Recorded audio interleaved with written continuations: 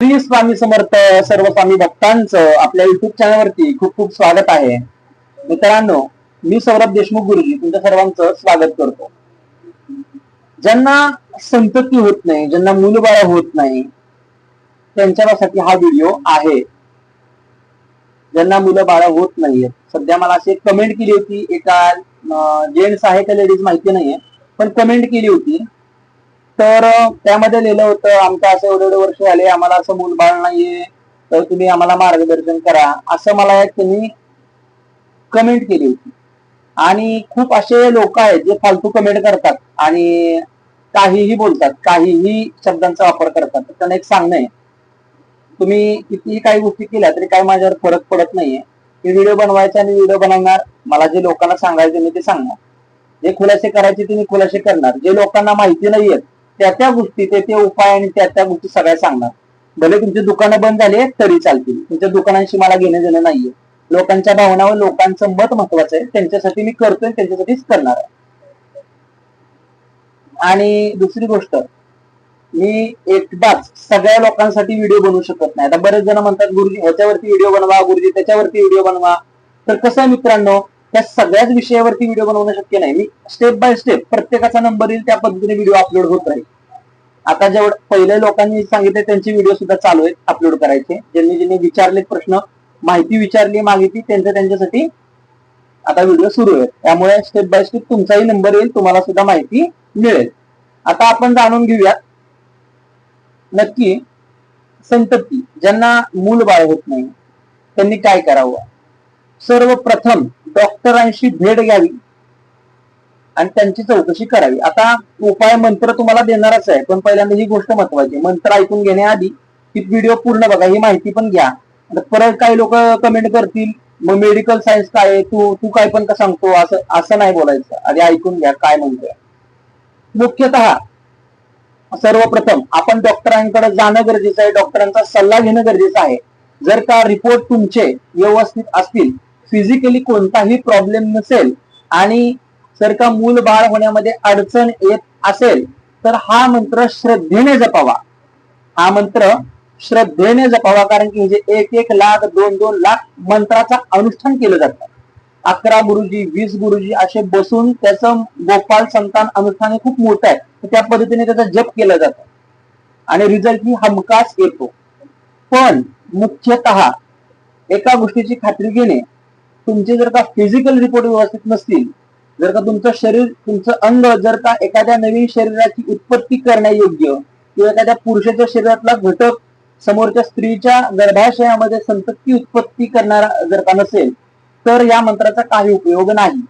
जर का तुम्हाला बाहेरचा काही त्रास असेल, कुलदेवतेचा त्रास असेल, व इतर गोष्टींचा त्रास असेल, पितृदोष असेल, काय म्हणतोय, पितृदोष असेल, तुम्हाला संतती होत नसेल पितृदोषामुळे, डॉक्टर क्लिअर म्हणतात सगळं व्यवस्थित आहे आणि ह्या गोष्टींचा प्रॉब्लेम होतोय, फक्त तुम्हाला जर का त्रास होत असेल पितृदोषाचा, तर हा मंत्र जपावा, संतती योग तुम्हाला नक्की होईल, याची मी खात्री तुम्हाला देतो.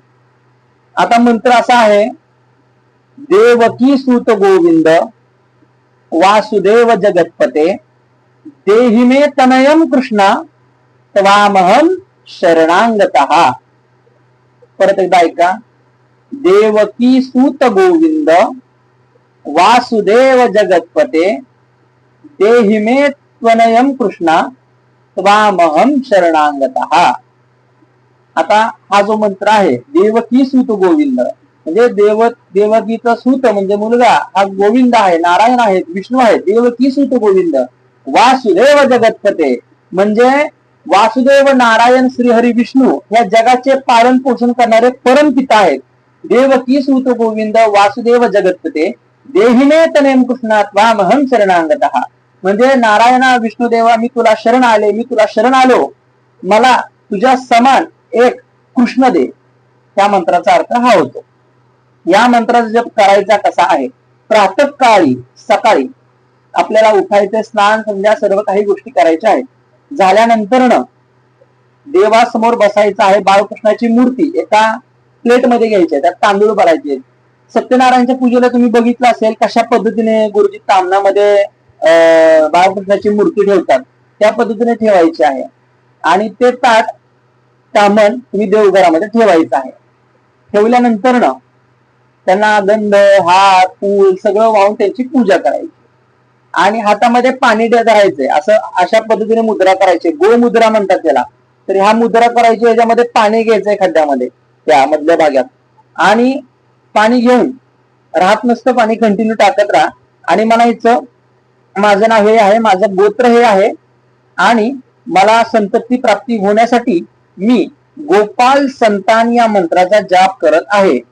जेवढे दिवस जमल तेवढे दिवस, जशी श्रद्धा असेल त्या पद्धतीने मला सांभाळून घ्या, मी आता जप करणार आहे, असं म्हणून पाणी ताटामध्ये सोडा. कारण की संस्कृत जर का सांगितलं तर काही जणांच्या डोक्यावरनं जाऊ शकतात. त्यामुळे साध्या पद्धतीने तुम्ही हा संकल्प सोडू शकता.